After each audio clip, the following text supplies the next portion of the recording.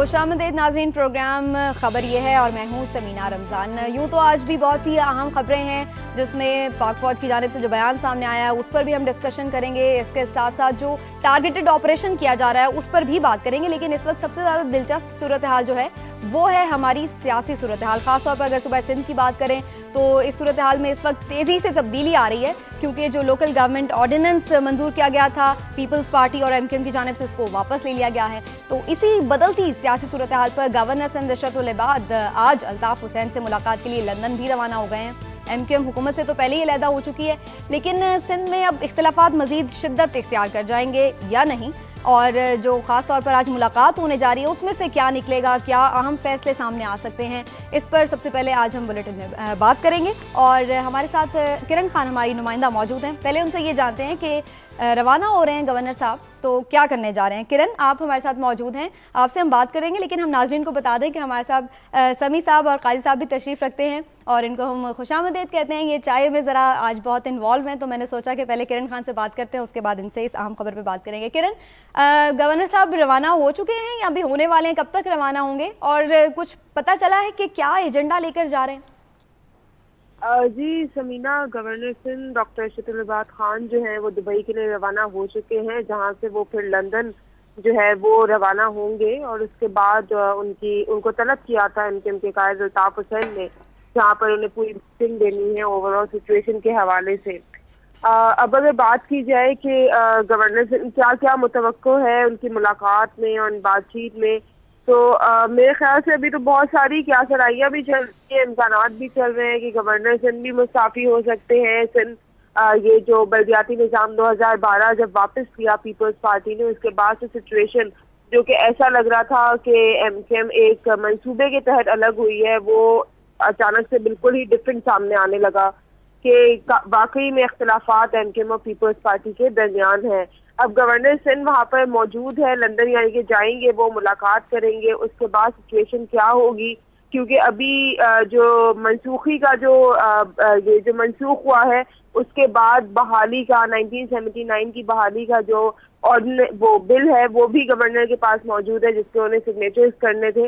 इसके अलावा MQM के वज़रा के इस्तीफे भी अभी तक गवर्नर हाउस में मौजूद है, जिसको मंजूर करना था। ताहम अभी वो लंदन के लिए रवाना हो गए हैं, वहाँ से बहुत सारी चीजें निकलेंगी, बहुत सारे फैसले होने, अब देखें आगे क्या। ठीक है, थैंक यू किरण। आपकी जानिब आती हूँ समी साहब। एक बात तो मैं आपसे पहले पूछूंगी, इसका मतलब है कि MQM क्या वाकई इस बार नाराज हो गई है, और ये जो तासुर दिया जा रहा था कि भाई इसलिए नाराज हो गए हैं कि इत्तेहादी हुकूमत जो है उसको खत्म करके ऑपोजिशन में जाएं और उसके बाद फिर निगरान सेटअप पर जो है वो अपनी मर्जी के लोग लाए जा सकें, तो अब ये जो ऑर्डिनेंस वापस लेना है ये तो बड़ी सीरियस डेवलपमेंट है। देखिए, ये भी हो सकता है एक वजह जो आपने कहा कि एक मनसूबाबंदी का एक हिकमत अमली का हिस्सा हो सकता है, लेकिन इश्यूज़ पे हम देखें तो उस पर भी दोनों जमातें अब हमें नज़र आ रही हैं कि जो माजी में उनके दरमियान मुआहदे हुए थे उससे हट गई हैं। ये लोकल बॉडीज़ ऑर्डिनेंस जो है ये एक 3-4 साल 5 साल तक इस पर गुफ्तगू होती रही और फिर उसके बाद इस ऑर्डिनेंस के ज़रिए वो निज़ाम मुतारफ़ दोबारा कराया गया।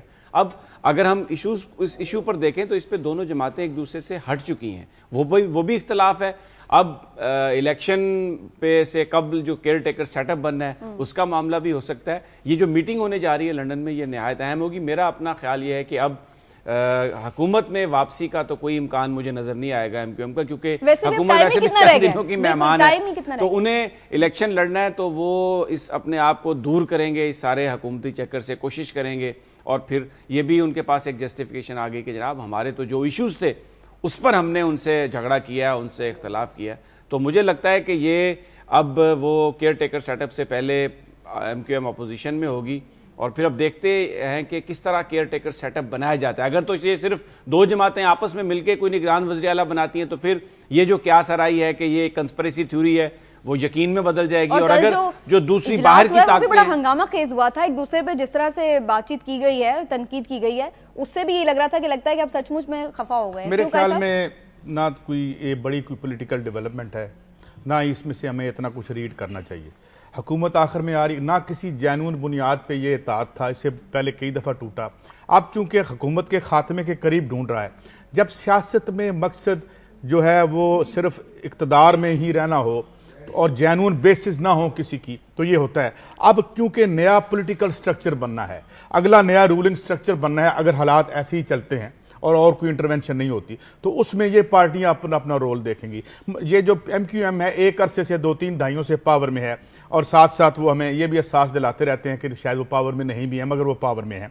और अब जो है वो देखेंगे कि पीपल्स पार्टी क्या वो कर लेगी यहाँ की एस्टेब्लिशमेंट को, और क्या इतने वोट भी ले लेगी कि अपनी जस्टिफिकेशन बना ले आइंदा आने की या ना आने की। और बाकी ये जो मतलब वो लेके आए थे जो ऑर्डिनेंस, उसके आने से एक आम सिंधी की जिंदगी पे क्या फर्क पड़ा, आज उन्होंने विदड्रा कर लिया है तो उससे क्या फर्क पड़ेगा। तो कोई जेन्युइन डेवलपमेंट नहीं है। मुल्क की सियासत अमूमी तौर पर ठहरी हुई है, रेंगलिंग है आपस की, और वो जिसे आप ताले आजमाई कहते हैं, ये जो एम्बिशंस हैं ताकत में पहुंचने की, इससे बढ़कर हमें इसमें कुछ रीड नहीं करना चाहिए। और अब इसमें समीना, मैं इसमें एक और बात ये कहूंगा, काजी साहब का एक अपना पॉइंट ऑफ व्यू है, लेकिन इसने सिंध के अंदर ये जो लोकल बॉडीज ऑर्डिनेंस था, इसने सिंध के अंदर एक बहुत बड़ी एक इत्तेहाद को जन्म दिया था। जो तमाम सिंधी नेशनलिस्ट पार्टी हैं वो इकट्ठी हो गई थी, पूरा एक कैंपेन चलाई गई थी, ये कहा गया था कि सिंध को डिवाइड कर दिया गया। तो MQM से अलहदगी इख्तियार करके पाकिस्तान पीपल्स पार्टी जो सिंध इंटीरियर है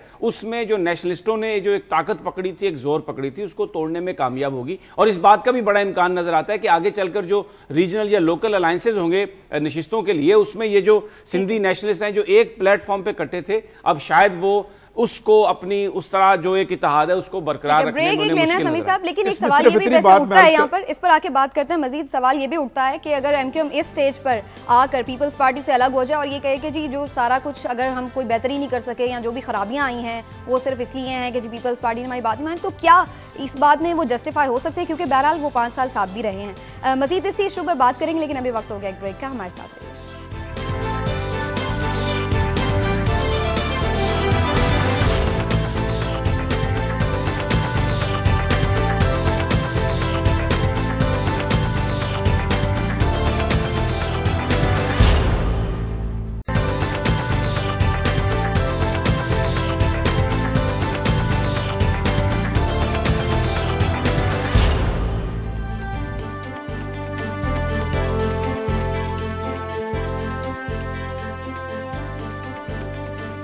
वेलकम बैक नाज़रीन, आगे बढ़ते हैं। और आगे बढ़ने से पहले आपको ये भी आगाह कर दें कि आप भी हमारे प्रोग्राम का हिस्सा बन सकते हैं, हमें कॉल कर सकते हैं, और अगर कोई कमेंट करना चाहें तो कमेंट कीजिए, सवाल करना चाहें तो सवाल कीजिए। और ब्रेक पर जाने से पहले हम बात कर रहे थे जो सिंध की सियासी सूरत हाल है उसमें जो डेवलपमेंट्स हो रही हैं। कैसे आप कुछ कहना चाह रहे थे? मैं थोड़ी सी बात ऐड कर दूं। मैं एग्री करता हूं कि वो ऑर्डिनेंस वापस हुआ है वहां पे उसका बड़ा पीपल्स पार्टी को जाहिर है कुछ शायद फायदा हो। वैसे कोई इतनी बड़ी ताकत नेशनलिस्ट बने नहीं थे क्योंकि इश्यूज उनके पास भी नहीं थे। मगर आप ये देखें, अगर MQM अलहदा ना होती तो लीडर ऑफ द अपोजिशन जो है वो F से होते, मुस्लिम लीग F से। तो यहाँ पे मुस्लिम लीग, यहाँ पे MQM ने गेन किया, वहां पे पीपल्स पार्टी ने गेन किया। और इस सारी बात को जो हमारे चौधरी निसार अली खान साहब हैं उन्होंने टोपी ड्रामा अपने तय करार दिया। तो मैं इत्तफाक करता हूं, मगर मेरे ख्याल में ये सिर्फ सिंध तक टोपी ड्रामा जो उनकी इस्तिलाह है वो नहीं है, ये पूरे मुल्क पे भी फैला के इस अजीब सी इस्तिलाह को हम इस्तेमाल कर सकते हैं। तो मेरे ख्याल में अवाम के नुक्ते नजर से ना कोई पहले मीनिंगफुल, ना इनका इत्तेहाद मीनिंगफुल था, ना इनका अलग होना। यानी बात ये कि अवाम ने क्या गेन किया इस सारी सूरत हाल में। बहरहाल आगे बढ़ते हैं और बात कर लेते हैं कुछ अमेरिका बहादुर की, क्योंकि जी अमेरिका का कहना है कि ईरान के साथ मुआहदे करने पर पाकिस्तान समेत कई ममालिक पर पाबंदियां लग सकती हैं। और ये भी कहा है कि जी पाकिस्तान तवानाई की ज़रूरत पूरी करने के लिए जो दीगर ऑप्शंस हैं उन्हें इस्तेमाल करे। और ईरान से पाक ईरान गैस पाइपलाइन मुआहदा जो चल रहा है, पहले भी अमेरिका इस पर रुकावट डाल रहा है और अब मज़ीद प्रेशर जो है वो बढ़ता जा रहा है। किस हद तक प्रेशर बढ़ सकता है इस पर बात कर लेते हैं। हमारे नुमाइंदे वाशिंगटन से हमारे साथ मौजूद हैं अवैस सलीम साहब। अवैस सलीम, एक दफ़ा फिर से अमेरिका की जानिब से अमेरिकी सफ़ीर कहते हैं कि भाई जो दीगर ऑप्शंस हैं तवानाई ज़रूरत पूरी करने के लिए वो इस्तेमाल किए जाएं। किस हद तक अमेरिका जा सकता है अगर पाकिस्तान ईरान के साथ जो अपने मामलात हैं, मुआहदे हैं, वो जारी रखता है? जी देखिए समीना, एक तो अमेरिका इस मामले में बहुत क्लियर है कि ईरान के साथ पाकिस्तान या किसी और मुल्क के जो माशी या दूसरी नौयत के एग्रीमेंट्स हैं उनको रोका जाए। और इसके लिए दो बेसिकली कोर्स ऑफ एक्शन है जो अमेरिका इख्तियार कर सकता है। एक तो जो अमेरिकी महकमा खजाना है उन्होंने बाकायदा पाबंदियां आयद कर रखी हैं अमेरिकी इदारों के लिए किसी भी ऐसे मुल्क को इमदाद फराहम करने पर जो ईरान के साथ माशी रवाबित रखता है। तो वो पाबंदियां जो हैं वो इन्वोक हो सकती हैं। फिर इसके बाद अक़वाम मुत्तहिदा ने करारदादें पास कर रखी हैं कि ताकि ईरान अपने न्यूक्लियर प्रोग्राम से मुतल्लिक तफसीलात शेयर करने पर आमादा किया जा सके, और ये अक़वाम मुत्तहिदा के तमाम मेंबर ममालिक पर उनकी पाबंदी जो है वो लाजमी है। तो वो पाबंदियां भी अमरीका का कहना है कि अगर पाकिस्तान इस मंसूबे से बाज नहीं रहता तो वो पाबंदियां भी पाकिस्तान पर आयद की जा सकती हैं। जी अच्छा अवैस, ये बताइए कि कुछ ममालिक हैं जिनमें इंडिया भी शामिल है, चाइना भी शामिल है, अमरीकी हुकूमत ने उनको एग्जेम्प्ट किया हुआ है इन पाबंदियों से उन ममालिक की नीड्स के पेश नज़र, और साथ ये कहकर कि क्योंकि वो जो तेल की ईरान से वो इंपोर्ट करते हैं उसमें वो बतदरीज रिडक्शन कर रहे हैं। तो पाकिस्तान में भी एनर्जी का एक बड़ा शदीद मामला है। तो अगर अपनी एनर्जी ज़रूरियात को पूरी करने के लिए पाकिस्तान ईरान के साथ ये मुआहदा करने जा रहा है, तो क्या पाकिस्तान को भी एग्जेम्पशन मिलने के कहीं या थोड़ी छूट मिलने को आपको कोई चांसेस नज़र आते हैं मुस्तकबिल में? जी देखिए समीर साहब, जिस एग्जाम्पशन की आप बात कर रहे हैं उसके लिए भारतीय हुकाम ने और दूसरे ममालिक के हुकाम ने अमेरिका के साथ बाकायदा बातचीत की है और उनको कन्विंस किया है कि उनकी ज़रूरियात ईरान के अलावा पूरी नहीं हो सकती। अभी इस वक्त जो अमेरिका का मौक़िफ़ है, अमेरिकी हुकाम ये कहते हैं कि हम पाकिस्तान की तवानाई ज़रूरियात पूरी करने के लिए इमदाद फराहम करने को तैयार हैं। अगर पाकिस्तानी हुकाम बाकायदा इस मसले पर अमेरिका से बात करें और ये कन्विंस करने में कामयाब हो जाएं कि जो इमदाद अमेरिका फराहम कर रहा है वो पाकिस्तान की ज़रूरियात पूरी नहीं कर सकती और उन्हें ईरान के साथ ये जो मुआहदा है इसको आगे बढ़ाना होगा, तो यकीनन कोई इम्कानात जो हैं इसमें निकल सकते हैं, खास तौर पर एक ऐसे वक्त में जब अफगानिस्तान में अमेरिका को भी पाकिस्तान की खासी जरूरत है। अच्छा, अब मैं आपसे पूछूंगा कि क्योंकि आप वाशिंगटन में हैं और बड़ी एक हमारी जो सफीर हैं शहरी रहमान, वो बड़ी एक्टिव एम्बेसडर हैं, तो क्या आपको एम्बेसी में ये सोच नजर आती है कि इस मामले पर वो अमरीकी हुकाम को एंगेज करेंगे? देखिए अभी फौरी तौर पर तो एम्बेसी की जानिब से इस पर कोई रिएक्शन सामने नहीं आया, लेकिन इससे पहले जब भी बातचीत होती रही है तो यहाँ एम्बेसी के हुकाम का, जब वजीर खजाना यहाँ आते रहे हैं या दूसरे पाकिस्तानी हुकाम यहाँ आते रहे हैं, उनका यही मौक़िफ़ है कि पाकिस्तान एक खुद मुख्तार मुल्क के तौर पर किसी भी मुल्क के साथ कोई मुआहदा करने में आज़ाद है और अमेरिका पाकिस्तान को इससे नहीं रोक सकता। ऐसा नहीं लगता कि पाकिस्तान ने बाकायदा अमेरिकी हुकाम को इस मामले में एंगेज करने की कोशिश की है। ताहम अगर ये मामला आगे बढ़ेगा तो यकीनन पाकिस्तान को अमेरिका को इस हवाले से अपना मौक़िफ़ वाज़ेह करना। अच्छा अवैस, मैं यहाँ पे आपसे एक पूछना चाहता हूँ कि क्या हम हमेशा जो है सबसर्वियंस के लेवल से अमेरिका पे बात करते हैं, 1200 अरब रुपया साल का वो हमाम से ले जाते हैं पूरे बजट में से, ये जो टैक्स सर्विस जो डेट सर्विसिंग है 500-600 अरब रुपए की हार्डवेयर यहां बेचते हैं, उनके इतने ज्यादा इंटरेस्ट हैं, अगर खुदा ना खास्ता हम डिफॉल्ट करते हैं तो ज्यादा नुकसान उनका होगा। हम तो जिस हालत में हम देख रहे हैं मामला नहीं कर सकते, ये जाके बस हम बेगिंग बाउल लेके पहुंच जाते हैं और ये भी नहीं समझते कि उनका यहां पे कितना मफाद है। तो ये क्या सिलसिला लगता है आपको?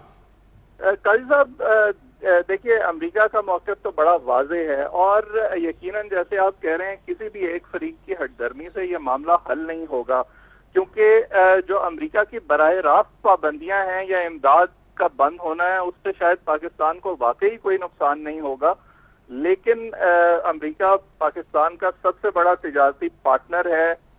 उसके अलावा अमेरिका पाकिस्तान को सबसे ज्यादा दिफाई इमदाद देता है। यहाँ अच्छा, यहाँ पे मैं एक और बात ऐड कर दूं, दिफाई पार्टनर की बात की, हमारी 2 लाख लूम्स इसलिए चली गई बांग्लादेश में कि जो पीटी प्रेफरेंशियल ट्रेड जो उन्होंने एग्रीमेंट किया बांग्लादेश से कर लिया है, हमारी इंडस्ट्री उधर, हम उनके लिए यहाँ जंग लड़ रहे हैं, $70 बिलियन हम अब जंग पे खर्च कर चुके हैं, 50,000 लोग मरवा चुके हैं। तो ये मामला नहीं है। अवैस साहब को भी सुन ले थोड़ा सा। अवैस साहब तो रिप्रेजेंट नहीं होने का रहे। जी अवैस साहब, ये यकीनन जो ख्याल है ये अपनी जगह अहम है, मगर बहुत सारी इस मामले की जहतें हैं। अब जैसे जो 10 से 12 अरब डॉलर का ज़र मुबादला हर साल पाकिस्तान जाता है, उसका 25 से 30% अमेरिका से जाता है। अगर अमेरिकी बैंक इस ज़र मुबादला की तफसील से इनकार कर देंगे किसी पाबंदी के तहत, तो फिर ये भी मुमकिन नहीं हो सकेगा। इसलिए अमेरिका का सख्त मौक़िफ़ या पाकिस्तान का सख्त मौक़िफ़ जो है वो इस मसले को हल नहीं करेगा। दोनों फरीकैन को जहां दूसरे तनाज़ात पर बातचीत हो रही है, इस पर भी बैठकर बात करनी होगी और कोई हल निकालना होगा। अच्छा, एक मैं आपको फिगर दे दूं, $1 जो इन्वेस्टमेंट का है उनकी अपनी फिगर्स के मुताबिक $14 यहां से लेके जाता है, तो 25, मगर हम मुआवला नहीं कर सकते उनसे, ये कहना चाह रहे हैं आप? चलिए नहीं, मैं कतन ये नहीं कह रहा हूं। मैं ये कह रहा हूं कि आज की दुनिया में यकीनन हठधर्मी जो है वो किसी मामले का हल नहीं है, क्योंकि दुनिया के मामले जो हैं वो जुड़े हुए हैं। ठीक है, यानी बातचीत से ही सब मामला हल हो रहे हैं, तो इस पे भी बात की जा सकती है। लेकिन हठधर्मी अगर साथ ही रहिए, हम मैं अर्ज करता हूं, अमेरिका की हठधर्मी का उनको इजाजत है, हमें हठधर्मी की इजाजत नहीं है। अभी मैं बात कर रहा था कि 2008 में राफेल क्रोया ने कहा कि जी हम आपको कर्जा नहीं देते, निकल जाए यहां से। वो तो नहीं मरे, मैं अभी फिगर दूंगा। कर्जा लेने आप जाते हैं, वो जबरदस्ती तो नहीं दे रहे, जो आते हैं 70s में वहां आके सिफारिशें ढूंढते थे IMF वाले। ये भी छपी हुई है बात कि इनको कहो हमसे कर्जा ले लें, बिकॉज कर्जा is a tool through which they rule अस। क्यों समी साहब, आप क्या कहते हैं? यानी पैसे लेने हम खुद जा रहे हैं, अगर वो दे रहे हैं तो अपनी बात भी तो मनवाएंगे ना, धमकी तो देंगे। देखिए, असल जो बड़ा मौजू है वो ये है कि क्या आज की दुनिया में हम आइसोलेट होकर रह सकते हैं? जो अवैस बिल्कुल सही बता रहे थे, हम नहीं रह सकते। ये मामला सिर्फ एक मुल्क तक नहीं होगा। जब एक सुपर पावर की तरफ से पाबंदी आप पर लगती है तो बहुत सारे जो दूसरे ममालिक हैं, बहुत सारी जो दूसरी जहतें हैं, उनमें भी आप पर पाबंदियां लग जाती हैं। आज की दुनिया में आपको गुफ्तगू के जरिए ही मामला हल करना चाहिए। और जो मैंने उनसे सवाल जैसे वो गुफ्तगू के जरिए कर रहे हैं, ड्रोन मार के हल कर रहे हैं। अब आपकी जो इकॉनमी को पहले उन्होंने चोक किया हुआ है। अब मैं इनकी बात का जवाब देता हूं। 2008 में ये जो अभी अर्जेंटीना है, इसने कहा हम आपका कर्जा नहीं देते, निकल जाए यहां से आप आए। वो मर गए हैं। आज उनके फिगर्स देखें, जिस दिन से उन्होंने अपने आप को असर्ट किया है अपने राइट्स के लिए, असूलों पे, तो उनके अवाम की जिंदगियां बेहतर हुई हैं। ये जो हमें सबक दिया जाता है कि हम जिस तरह वो विकीलीक्स में देखते हैं कि जाके एन पैटरसन के सामने लेट जाएंगे तो हमारे ऐसे मसले हल नहीं होंगे जब तक आप खड़े होकर अपने राइट्स की बात नहीं करेंगे। आप न्यूक्लियर पावर हैं, 180 मिलियन लोगों की आबादी है यहाँ से वो जितने पैसे निकाल के ले जाते हैं, इतने पैसे हम अमेरिका से कमा के यहाँ नहीं लाते। मगर बात क्या है, जब आपके स्विस अकाउंट होंगे, मादाम माफ कीजिएगा, जब आपके वहां पे अकाउंटों में पैसे होंगे, आपके रांचेज अमेरिका में होंगे, तो फिर आप बोल नहीं सकते अवाम के लिए। और फिर हम यहाँ बैठ के कहेंगे नहीं नहीं लड़ना नहीं चाहिए, कान पकड़ के जूते खा लेने चाहिए। इस किस्म की अप्रोच मेरे ख्याल में वेरी डेट्रीमेंटल। हफ्ते के आज प्रोग्राम का आखिरी दिन है, बड़े जज्बात में है क्योंकि नजर आ रहे हैं वीकेंड सेलिब्रेट करना है। दर्स देना बंद कर दे। हम पहले ये कौम पहले बड़ी तंग है। जो हमारे मुआहदे हैं इंटरनेशनल, हमारी जो ऑब्लिगेशंस हैं, हमें वो जरूर, वो सारे मुआहदे जो अमेरिका ने हमसे किए थे, हमें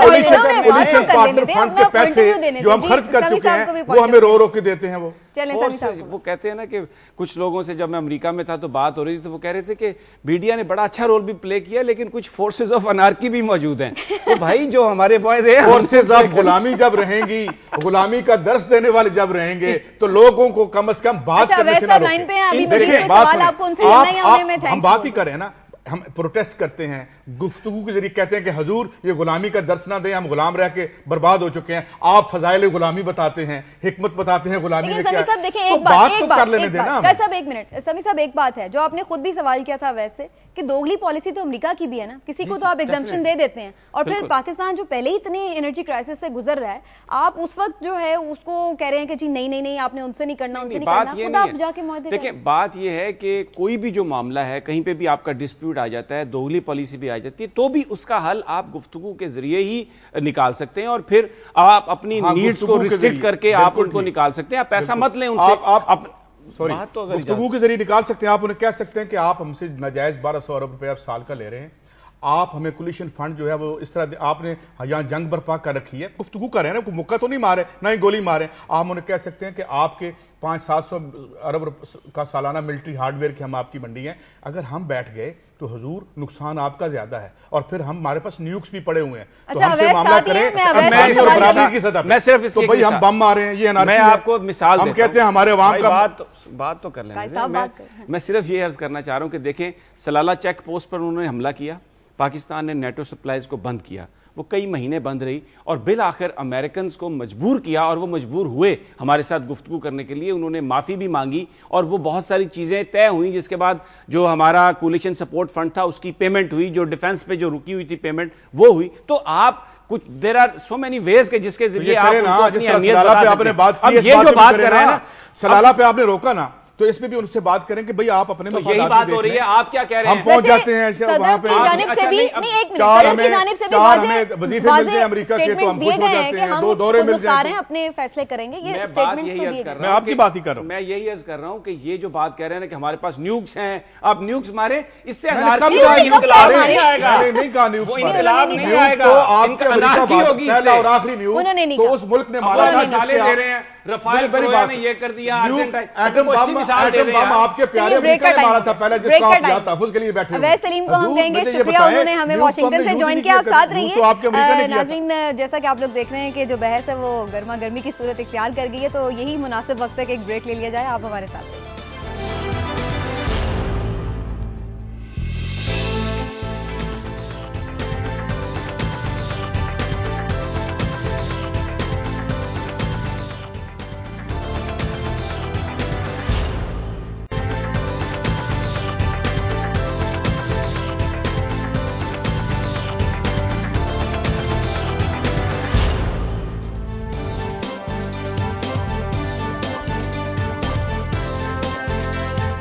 वेलकम बैक नाजरीन, और जल्दी से हम कॉलर शामिल करते हैं। इरफान साहब ने हमें ज्वाइन किया कराची से। जी इरफान साहब, क्या कहना चाहते हैं? अस्सलाम वालेकुम। वालेकुम अस्सलाम। सबसे पहले तो मैं मुबारकबाद देना चाहूँगा, दुनिया न्यूज़ का बेहतरीन और अच्छा प्रोग्राम है, और ऐसा प्रोग्राम है कि पूरे पाकिस्तान से लोग इसमें शामिल हो जाते हैं, और आपकी अटखेलियाँ जो है वो भी बड़ी मज़ेदार है। शुक्रिया जी। जी क्या कहना चाहेंगे इरफान साहब? जी सबसे पहले तो मैं कहना चाहूँगा शेरतुल इबाद साहब के बारे में कि ये इस बात से मुत्तफिक हूँ काजी साहब की कि नूरा कुश्ती है और शेरतुल इबाद साहब जो हैं और ये मुत्तहिदा कौम में एक रियल अपोजिशन का किरदार अदा करना चाहती है सिर्फ 25 दिन के लिए। जी दूसरी बात करना चाहूँगा इलेक्शन कमीशन के हवाले से जी। कि बल्किया टाउन में कराची में एक मखसूस ग्रुप जो है वो लिस्टें लेकर फरार हो गया, और बड़ी उनकी मिन्नत समाजत करके जो है सिक्योरिटी अदारों ने यानी कि पुलिस ने वो लिस्टें वापस ली है, और महसूस ऐसा होता है कि और कोई कार्रवाई भी नहीं की गई उनके खिलाफ, और महसूस ऐसा होता है कि जैसे कराची का इक़्तिदार जो एडवांस में किसी को देने की कोशिश की जा रही है। ठीक है। और पांचवी बात मैं कहना चाहूँगा कि कार्रवाई जो है सबके खिलाफ होनी चाहिए। ये जो खारादर में जो हुआ है बहुत अच्छी हुआ है, जो टारगेटेड ऑपरेशन, यानी आप कराची में जो ऑपरेशन हो रहा है उसको भी सपोर्ट करें। शुक्रिया इरफान साहब। हमारे पास वक्त बहुत कम है, सरफराज साहब लाहौर से हैं, उनसे भी बात कर लेते हैं। जी सरफराज, आप क्या कहना चाहेंगे? अस्सलाम जी। वालेकुम अस्सलाम। आपका प्रोग्राम मैं बड़े शौक से और डेली सुनता हूँ, सुबह सुबह उठ के इंतजार करता हूँ काफी 8 बजे। जी ठीक तो है। कल से वो आपकी जो होस्ट थी शादी है वो तो नहीं है, उसके बगैर वैसे प्रोग्राम थोड़ा सा फीका फीका सा नहीं, वो आ जाएंगी, जल्दी वापस आ जाएंगी, कोई परेशानी की मंडे बात को नहीं इंशाल्लाह है। वो हमारे साथ होंगी, उनकी कुछ बिल्कुल बिल्कुल वो वापस जल्दी आ और जाएंगी। दूसरा समी साहब और काजी साहब से रिक्वेस्ट है, ये सास बहू वाली लड़ाई जो है ना इसको जरा कम करे। काजी साहब समी साहब को बोलने नहीं देते, तो बिल्कुल ये सास बन जाते हैं। बिल्कुल आपने सही कहा, सास का किरदार अदा करते हैं। ठीक है। और थोड़ा सा समी साहब को बोलने का मौका दे। तीसरी बात ये समी साहब और काजी साहब से ये कहना चाहता हूँ कि पाकिस्तान को गैस लाइन ईरान से इस पे समझौता नहीं है, अमेरिका से करना चाहिए। अपना जो मौक़िफ़ है बड़ा स्ट्रांगली पेश करना चाहिए। कितने के पैसे देंगे? 5 साल से तो मैं भी अखबारों में पढ़ रहा हूँ कि पैसे दे रहे हैं अल्टरनेट एनर्जी का कुछ कर रहे हैं, लेकिन पाकिस्तान में हुआ कुछ नहीं। इस दफा ईरान ने बड़ा हमें साथ दे रहा है, और मेरा ख्याल है आपका कहना है कि उस पर स्ट्रॉन्ग लेना चाहिए मौक़िफ़। शुक्रिया आपका सरफराज साहब। जी बिल्कुल, वक्त बहुत कम है तो हम जल्दी जल्दी से एक और कॉलर को शामिल कर लेते हैं। सईद साहब है जी हमारे साथ इस्लामाबाद से। सईद साहब, आप क्या कहना चाहेंगे? सईद साहब। अस्सलाम वालेकुम। जी वालेकुम अस्सलाम। जी सईद साहब जल्दी से कहिए, क्या कहना चाहेंगे? जी मैं सईद अनवर बोल रहा हूँ इस्लामाबाद से। मैं तो ये बताना चाह रहा हूँ कि मैं जिस दिन से ये प्रोग्राम शुरू हुआ है उस दिन से ये देख रहा हूँ, और उस दिन से कोशिश कर रहा हूँ, कॉल मिलाने की बड़ी मुश्किल से मिली है। मैं जल्दी जल्दी बात खत्म करूंगा कि एक तो ये आप कहूँगा कि प्रोग्राम बहुत अच्छा है, दूसरा ये कहूँगा कि काजी साहब माशाल्लाह बहुत अच्छा बोलते हैं, लेकिन मेरे ख्याल में अच्छा बोलने के साथ साथ एक अच्छा सुनने वाला भी होना चाहिए।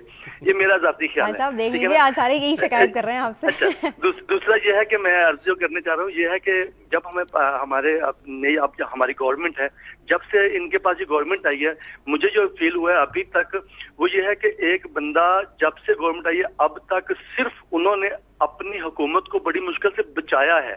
बताएं, जब पूरे 5 साल हुकूमत बचाने में लग जाएंगे तो मुझे बताएं वो डिलीवर कैसे कर सकते हैं? ये हमारे मसाइल हैं।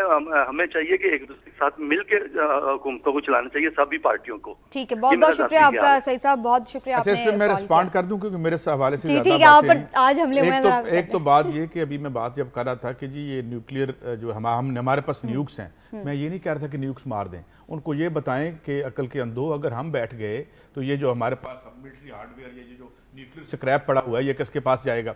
और दूसरी बात जो है, मुझे ना इफ्तिखार आरिफ साहब के 2 शेर याद आ गए, मैं आज सुनाना चाह रहा हूँ आपको कि सभी को मसलिहत कोशी हुनर लगने लगी है, सरों पर अब गुबारे राह गुजर शायद ना आए, और कफस में आबो दाने की फरावानी बहुत है, असीरों को ख्याले बालों पर शायद ना आए। मैं इसलिए बोलता हूँ ज़्यादा कि जो दरसे गुलामी है इसको बंद कर दें, ऐसी कोई बात नहीं है। और इस ग्लोब पे मुल्क ऐसे मौजूद हैं कि जिन्होंने रेजिस्ट करके डिसेंटली असूलों पर खड़े होकर अपने अवाम के मफादात में सब कुछ किया है। मगर ये रूलिंग एलीट हमें एक ही बात बता, ना अमेरिका बहादुर अगर नाराज हो गए तो तुम्हारी ऑक्सीजन बंद हो जाएगी, खुदा ना खास्ता, तुम बिल्कुल सुबह ये काम ना करें। और ये काम से फिर ये हमें लगेगा कि शायद हम अपने लोगों से रिस्पॉन्ड करना चाहते हैं। हम जो मैं ये कहता हूं कि वो ये बिल्कुल ठीक कह रहे हैं, अमेरिका बहादुर को तो इजाजत नहीं मिलनी चाहिए ऑक्सीजन बंद ना करें, पर ये भी हमारी ऑक्सीजन बंद ना करें। वो जो कॉलर ने कहा, अगर आप अवाम की ऑक्सीजन बंद करेंगे तो जब तक मैं बैठा हूं मैं उनकी बात करता रहूं। चलिए, आप ये सिलेंडर जो है जब तक आप दबाएंगे खोलेंगे नहीं, जब तक आप जो है एक टाइनी सी क्लास के मफादात के तहफ़्फ़ुज़ के लिए जान की बाजी लगा देंगे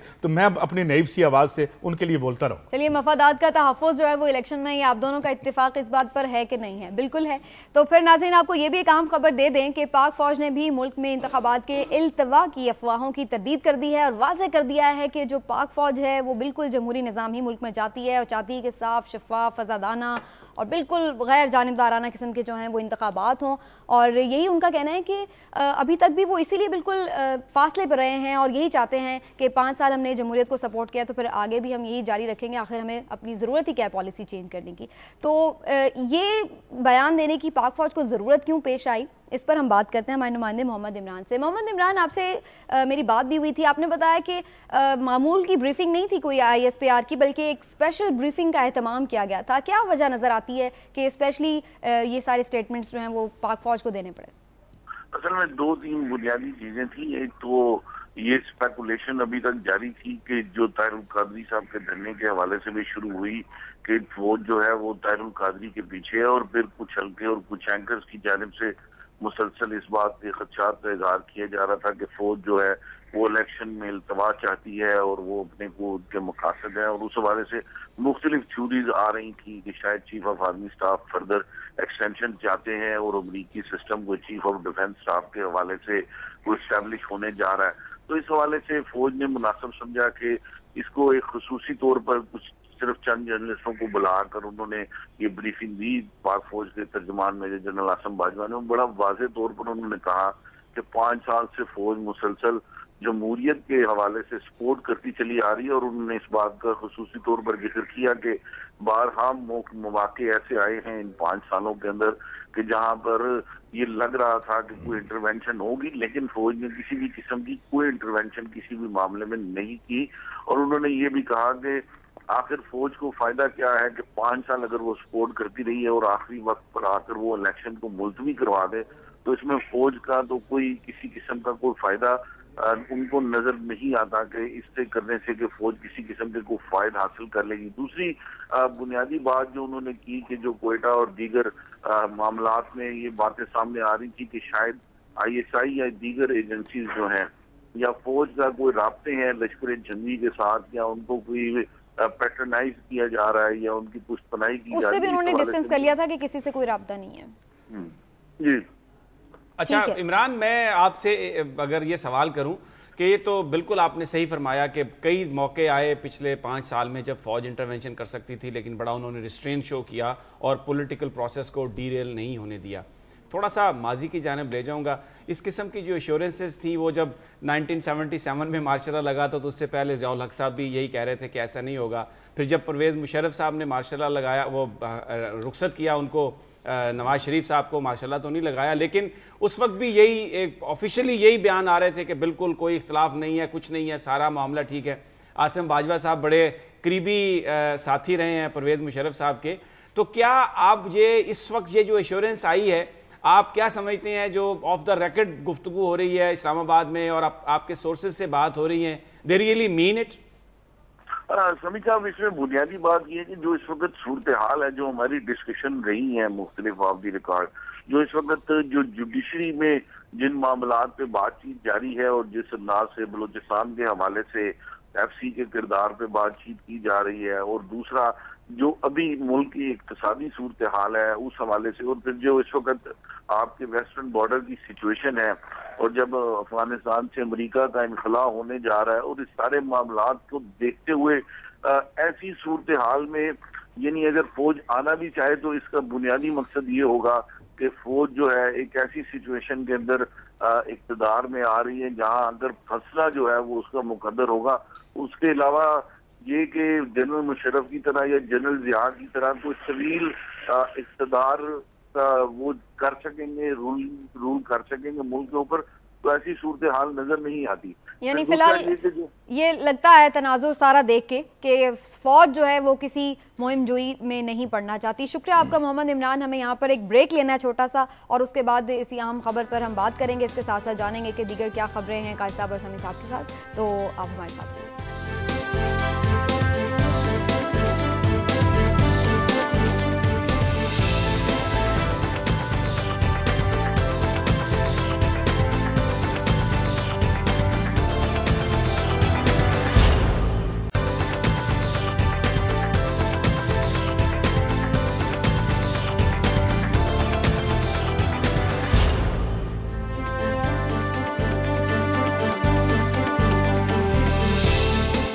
वेलकम बैक नाजरीन। कराची में रेंजर्स और पुलिस ने टारगेटेड ऑपरेशन किया है और लियारी गैंग वॉर का मतलूब मुलजिम राशिद रेखा हलाक कर दिया गया, जबकि शिराज कामरेड भी एक मतलूब मुलजिम था, वो शदीद जख्मी हो गया। इसके अलावा 6 मुलजिमान गिरफ्तार भी हुए। इस कार्रवाई पर बात करते हैं अपने नुमाइंदे मुनव्वर आलम से। मुनव्वर, ये बताइए कि ये जो राशिद रेखा है ये किन जो है मुकदमात में मतलूब था? क्या इसके सर की कोई कीमत वगैरह भी रखी गई थी?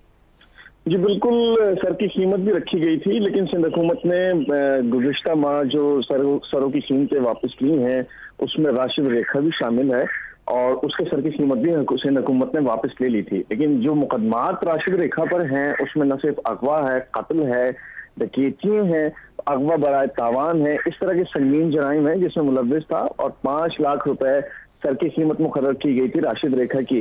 2 माह कबल राशिद रेखा का जो भाई है वो भी लियारी गैंग वॉर के दूसरे ग्रुप के साथ मुकाबला करते हुए हलाक हो गया था, और उस पर भी काफी कशीदगी पाई जाती थी। उस वक्त राशिद रेखा के लियारी गैंग वॉर के साथ कुछ इख्तलाफात थे, वही सबब बने और 2 ग्रुपों के दरमियान मुसल्लह तसादुम हुआ, जिसमें के बाद रेंजर्स ने एक टारगेटेड ऑपरेशन किया और उसमें इतलात यह है कि राशिद रेखा उसमें मारा गया, और उसके साथ एक और शहराज कामरेड नामी जो मुलजिम है ये भी इनाम याफ्ता था। लेकिन सिंध हुकूमत ने हैरान कुन तौर पर इन तमाम अफराद के जो सरों की कीमतें थे वापस ले ली। मुत्तहिदा कौमी मूवमेंट ने इस पर काफी एहतजाज भी किया है, सिंध असेंबली से इस पर बाइकआउट भी किया, और यही वजह बनी सिंध हुकूमत ने मुत्तहिदा कौमी मूवमेंट ने इसको वजह बनाकर खुद को अलहदा भी किया। तो ये मुलजिमान काफी मतलूब मुलजिमान थे और जो गुज़िश्ता रात मुकाबले में हलाक हो गए। आप लोग कोई सवाल करना चाहते हैं इससे रिलेटेड, या फिर हम इस पे?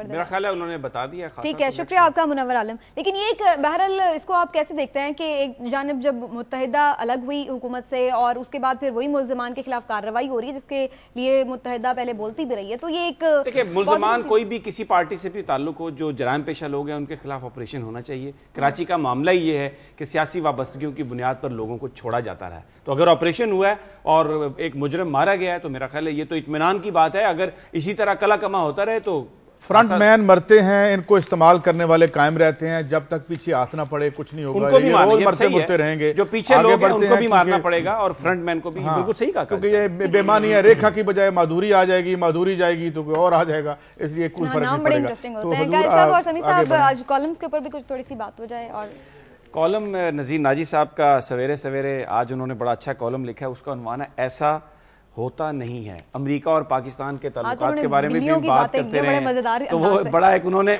बिल्लियों का एक लतीफा बिल्लियों कहीं वेंडी चैम्बरलैन जो साबिक अमरीकी सफ़ीर थी उन्होंने सुनाया था, तो वो मैं पढ़ के सुना देता हूँ कि अमरीकी फौजी दस्तों के साथ एक बिल्ली भी सोमालिया चली गई। अमरीकी बिल्ली बहुत मोटी ताज़ी थी। एक रोज़ अमरीकी बिल्ली घूमते हुए मोगादिशो शहर में निकल गई। वहाँ उसका सामना एक सोमाली बिल्ली से हो गया जो फाका कशी की वजह से हड्डियों का ढांचा बनी हुई थी। मोटी ताज़ी अमरीकी बिल्ली ने एक नज़र अपने ऊपर डाली और फिर सोमाली बिल्ली की जिसामत पर नज़र दौड़ाई, उसे मुकाबले के लिए ललकार दिया। दोनों में फ्री स्टाइल कुश्ती हुई। सोमाली बिल्ली ने अमरीकी बिल्ली को हरा दिया। शिकस्त खुर्दा अमरीकी बिल्ली ने अपनी कौमी तौहीन का बदला लेने के लिए अमरीका से ताकत के कैप्सूल मंगवाए, उन्हें इस्तेमाल करके अपने आप को खूब तवाना किया और फिर पूरी ताकत के साथ सोमाली बिल्ली को ललकारने के लिए मोगादिशो शहर की तरफ निकल गई। सोमाली बिल्ली को देखकर उसने फिर ललकारा। सोमाली बिल्ली ने अमरीकी बिल्ली से कहा, तुम्हारी हमसे क्या लड़ाई है? जब हमारी कोई दुश्मनी नहीं तो फिर मुझसे लड़ने के लिए क्यों चली आती हो? लेकिन लड़ाई पर आमादा बिल्ली ने सोमाली बिल्ली पर हमला किया। सोमाली बिल्ली ने दोबारा ऐसा दावा लगाया कि अमरीकी बिल्ली फिर हार गई। अमरीकी बिल्ली की समझ में ना आया। उसने फाका कशी से लाकर सोमाली बिल्ली से पूछा, आखिर ये राज क्या है? तुम कमज़ोर होने के बावजूद मुझ पर हावी हो जाती हो। सोमाली बिल्ली ने जवाब दिया, तुम अमरीकियों को पता ही नहीं है कि तुम्हारा दुश्मन कौन है। मैं बिल्ली नहीं शेर हूँ। तो बेसिकली ये बड़ा अच्छा कॉलम लिखा। आगे भी उन्होंने एक पाकिस्तानी बिल्ली का भी जिक्र किया है, तो जिसमें बताया कि जो कामयाबी के लिए ये बहुत ज़रूरी है कि आप अपने मसाइल को सही पहचानें और फिर उनका हल तलाश करें। दूसरा एक कॉलम हसन निसार साहब ने आज लिखा है जिसमें उन्होंने, उसका उन्वान है, जब तेरे शहर से गुजरता हूँ। अच्छा, आज इन्होंने मंजरकशी बड़ी अच्छी की है। जो कॉलम का जो थीम है वो तो आप बताएंगे, लेकिन जो समा बांधा है हसन निसार साहब ने वो बड़ा ज़बरदस्त है। वो हसन निसार साहब का जो आज कॉलम है उस पर उन्होंने जिक्र किया है अपनी माजी के, और उस पर उन्होंने लिखा है कि तकरीबन 40 वर्ष पहले ऐसे ही मौसमों और दिनों में ये जगह कितनी आबाद, पुररौनक और पुरनूर होती थी। रेडियो पाकिस्तान की बिल्डिंग का जिक्र कर रहे हैं। कैसे कैसे शाहकार किरदार इन सीढ़ियों पर चढ़ते उतरते और बैठते थे। ये उन दिनों की बात है जब मैं नया नया सहाफत में आया था। आमदनी और अखराजात के दरमियान खलीज पाटने के लिए मुझे रेडियो का रास्ता किसने समझाया ये तो याद नहीं, सिर्फ इतना याद है कि चंद दिनों के अंदर ये मेरा सेकंड होम बन गया और आपस में बड़ी मोहब्बत थी। फिर कहते हैं कि मेरी आंखों पर वो मंजर आज भी नक्श है कि अदीम हाशमी सीढ़ियों पर सर पकड़े बैठा था। उसने कहा, मैंने कहा, अदीम लाले खैर तो है। अदीम ने आहिस्ता से सर उठाया तो मैंने देखा इसकी आंखों में आंसू हैं। घबरा के वजह पूछी तो अदीम ने गुस्से से कहा, मैंने कल रात से कुछ नहीं खाया, अभी कुछ देर पहले चेक कैश कराया था, सारे पैसे सलीम नासिर ले गया। मैंने कहा वो ज़बरदस्ती तो नहीं ले गया होगा, अपनी मर्जी खुशी से ही दिए होंगे, तो फिर थोड़े अपने लिए भी रख लेते। तो अदीम ने अजीब बेबसी से जवाब दिया, बात तो तुम्हारी ठीक है, लेकिन उस हरामी ने कहानी ही कुछ ऐसी सुनाई कि मैं जज्बाती होकर सारे पैसे उसको दे बैठा। आज ना अदीम है ना सलीम नासिर, एक अमेरिका की खाक उड़े हज़ारों मील दूर महवे ख्वाब है और दूसरा कराची की मिट्टी में आसूदा। कहना वो ये चाह रहे हैं कि अब वो जो मोहब्बत थी और जो आपस में ताल्लुक थे वो अब ख़त्म हो गए। बड़ा अच्छा कॉलम है ये चौराहा उनका। मैं इस पे मैं भी एक कॉलम की बात ही करता हूँ। ये कहीं दूर उफ्तादा एक मुल्क में छपा है, गार्डियन में, और इसके लिखने वाले शूमिस मिलने हैं। उन्होंने ये कहा है कि मैं जल्दी से बात को ख़त्म करता हूँ कि जब से 2008 का क्रैश हुआ है इकॉनमी का और जो रॉटन मॉडल जिसे वो कह रहे हैं इकॉनमी का रॉटन मॉडल गिरा है, तो वहाँ हमें यही बताया जा रहा है कि इसका मुतबादल कोई नहीं है। इसके बाद वो सीधे आगे आके कहते हैं मगर हम क्या करें, दुनिया के एक ऐसा हिस्सा भी है जिसने हमारी तरफ से अपनी पुष्ट कर ली है, यानी हमारे मॉडल को खैराबाद कह दिया है, और ये लातीनी अमेरिका है, और जहाँ पे ना सिर्फ ये कि गुर्बत में कमी हुई है, यहाँ पे ना सिर्फ ये कि इनइक्वालिटी में कमी आई है, बल्कि वो मैशतें संवरना शुरू हो गई। और फिर खास तौर पे जिसका मैंने जिक्र किया था, ये मैं राफेल क्रोया की बात करता हूँ। आज वो जो इलेक्शन जीते हैं उनके बारे में उन्होंने बताया है कि जब से वो हुकूमत में आए हैं उन्होंने सिर्फ उन्होंने 3 गुना तो टैक्स जो है वो लेना शुरू कर दिया जितना वो पहले टैक्स ले रहे थे। और जब वो पावर में आए थे तो 10 में से 1 इक्वाडोरियन भाग रहा था वहां से, तो उन्होंने उसको ठीक किया। और उसके बाद वो लिखते हैं कि सिर्फ यही नहीं बल्कि क्रिस्टीना फर्नांडिस अर्जेंटीना में ह्यूगो शेवेज का जिक्र किया जो मौत से अभी लड़ रहा है, फिर एवो मोरालेस का जिक्र किया जहां पे गुर्बत पिछले 10 साल में शिद्दत से कम हुई है। और उन्होंने अमेरिका और वेस्ट के मॉडल को डिफाई करके उसके साथ मामला करते हुए उनको यह भी कहा कि आपने जो हमें कर्जा दिया था, मसलन इक्वाडोर ने कहा कि हम ये कर्जा पे कर चुके हैं, आप तशरीफ ले जाएं, और IMF का दफ्तर बंद कर दिया। फिर वहां से एक अमेरिका की वहां पे बेस थी, उस बेस को बंद करते हुए राफेल क्रोया ने कहा कि अगर आप मियामी में मुझे बेस बनाने देंगे तो आप मेरे मुल्क में भी बना लें।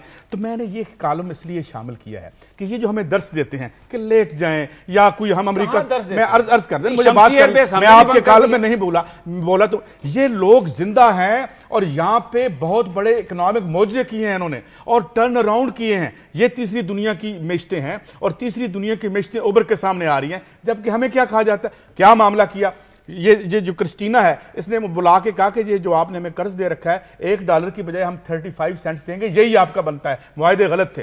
इसी तरीके से राफेल कुरैया ने कारपोरेशन को बुला के कहा कि आपके हमारे मुआहदे गलत हैं, ये या तो उल्ट कर लें या आप तशरीफ, और उन्होंने कर लिए मगर हमें जज्बात की बात नहीं कर रहा, आपके काल में मैं नहीं बोला था, मैं तो अर्ज कर रहा हूं कि एक मुतबादिल दुनिया, पुरअमन दुनिया और बड़े डिसेंटली बगैर बम मारे, क्योंकि बम मारना तो आपका सेवा है, चाहे अफगानिस्तान में मारे, चाहे इराक में मारे, चाहे हिरोशिमा पे मारे, हम तो गुर्बत पे किसी निजाम का बम मार के उसे खत्म करने की बात करते हैं। आप हमें दहशतगर्द करते हैं और साथ ही हमें तहजीब का दर्स देते हैं बच्चों पे ड्रोन मार के, तो ये ना करें। अब आप बोलिए। मैं सिर्फ ये अर्ज करूंगा, ये अड्डों की और कैंप्स बंद करने की बात कर रहे हैं। शमसी बेस तो हमने भी बंद कर दिया अमेरिका का, हमने कहा चले जाएं आप, हमने शमसी बेस वापस ले लिया। वो आपकी बेस नहीं थी, वो यूएई की बेस थी और सरकार ने कहा तो वो हमारी तो थी ही नहीं। शमसी के वहां अरब शेख आते थे, तो ये भाई शमसी बेस हमारी इजाजत देंगे। दूसरा आपने कहा कि उन्होंने IMF के कर्जे वापस करके उनसे कहा तशरीफ ले जाएं, तो हम भी यही कह रहे हैं, नहीं कर्जे वापस करके तो तशरीफ उन्होंने वापस कर चुके हैं। हमने 60 बिलियन लिया था, 72 बिलियन अदा कर चुके हैं। आपके प्यारे हुक्मरानों में इतनी ताकत नहीं है कि उनसे बात करें कि ये कर्जे इलीगल हैं, जैसे राफेल कुरैया ने IMF के हेड को बुला के कहा एक दफ्तर बंद कर ले, दूसरा जनाब ये पैसे हम आपको दे चुके हैं, तशरीफ ले। इतनी ताकत है आप में, आप बात करें। आप तो हमें थोड़ी करेज का मुजाहरा तो करना पड़ता है, करेज का मुजाहरा करना चाहिए। ये जो मिस्टर राफेल कुरो की बात कर रहे हैं, वो उन्होंने IMF के कर्जे वापस किए हैं, उन्होंने वापस किए हैं। किसने कहा? फिर उसके बाद मैं आपको बात बताऊं, उन्होंने कहा कि हम कर्जा हम वापस कर चुके हैं। मैं अर्ज कर चुका हूं कि 60 बिलियन जो हमने लिया है उस पे 72 बिलियन हम ये सूद की मद में दे चुके हैं। ठीक है, उस पे बात हो सकती है। वक्त बिल्कुल खत्म हो गया है। काजी साहब और समी साहब, आप लोगों का बहुत शुक्रिया। और नाज़रीन, ये था हमारा आज का प्रोग्राम। उम्मीद है आपको अच्छा लगा होगा। आप हमारे साथ रहिए, अगले हफ्ते आपसे फिर मुलाकात होगी। तब तक के लिए इजाजत दीजिए। अल्लाह हाफ़िज़।